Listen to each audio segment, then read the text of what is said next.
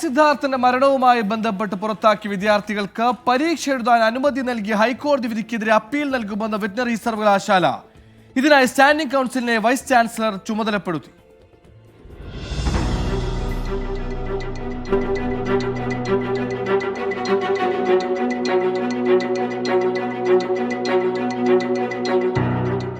Pookode veterinary കോളേജിലെ 2ാം വർഷ വിദ്യാർത്ഥിയായിരുന്ന സിദ്ധാർത്ഥന്റെ മരണത്തിൽ പ്രതി ചേർക്കപ്പെട്ട വിദ്യാർത്ഥികൾ പരീക്ഷയെഴുതാൻ അനുമതി തേടി ഹൈക്കോടതിയെ സമീപിച്ചിരുന്നു.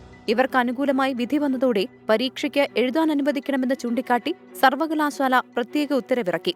പൂക്കോട് ക്യാമ്പസിലേക്ക് പ്രവേശന വിലക്കുള്ളതിനാൽ മണ്ണുത്തി ക്യാമ്പസിലാണ് പരീക്ഷ.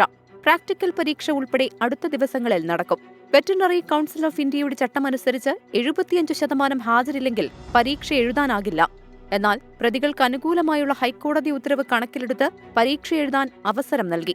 3 വർഷത്തെ പഠനവിലക്ക് നേരിട്ടവരായതിനാൽ ഫലം പ്രസിദ്ധീകരിക്കില്ലെന്ന നിലപാടാണ് സർവകലാശാല സ്വീകരിച്ചത്. ഹൈക്കോടതി വിധിക്കെതിരെ അപ്പീൽ നൽകാൻ സ്റ്റാൻഡിംഗ് കൗൺസിലിനെ വൈസ് ചാൻസലർ ചുമതലപ്പെടുത്തി. പരീക്ഷ എഴുതാൻ അനുവദിച്ചതിനെതിരെ സർവകലാശാല അപ്പീൽ നൽകണമെന്ന് സേവ് യൂണിവേഴ്സിറ്റി ക്യാമ്പയിൻ കമ്മിറ്റിയും ആവശ്യപ്പെട്ടിരുന്നു. 24 വയനാട്.